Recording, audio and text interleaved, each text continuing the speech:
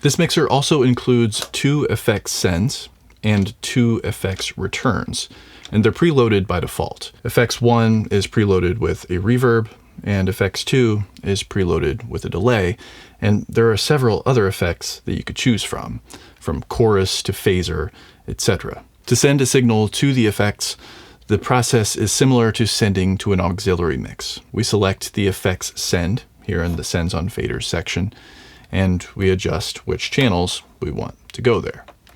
The same thing could be done as with the mixes by selecting here and adjusting the send for that channel in particular. Regardless of which method you use to send audio to the effects processors, the wet sound from the effects processor will return on a separate return here in the effects monitor layer.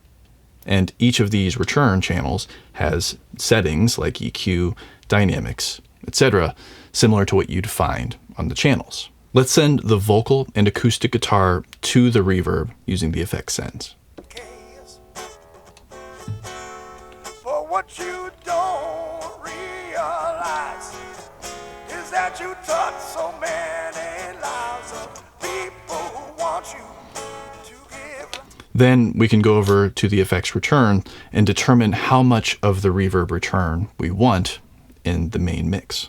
Exactly what you're thinking. You got it figured out there. Nobody cares. For what you. We can also send some of this effects return to the monitor on stage if the musician wants reverb in their monitor. I bet I know exactly what you're thinking. You got it figured out there. Nobody cares. If you had an outboard reverb processor, you could use the patching screen to change the effect sends to lead to physical outputs.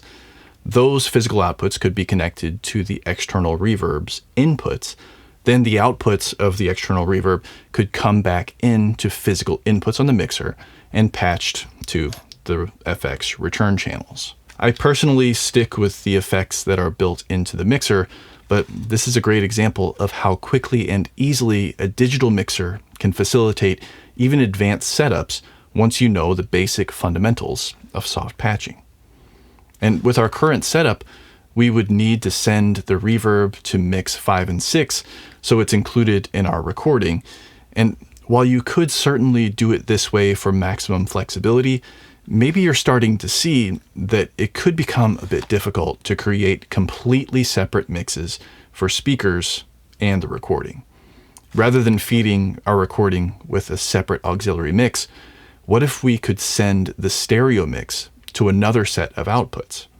Well, with digital, that's very easy in the patching menu. So here in the patching menu, rather than sending mix 5 and 6 to Omni output 5 and 6, I can just double up and send stereo left and right to both Omni output 5 and 6 and Omni output 7 and 8.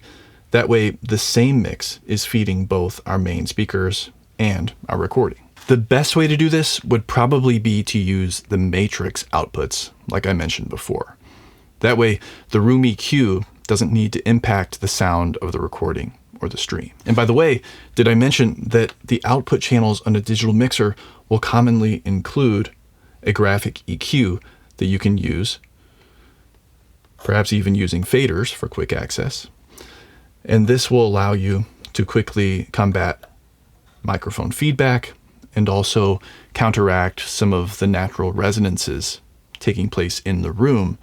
And again, using the matrix is a more advanced technique, but I'd love to talk about it in another video if you're interested.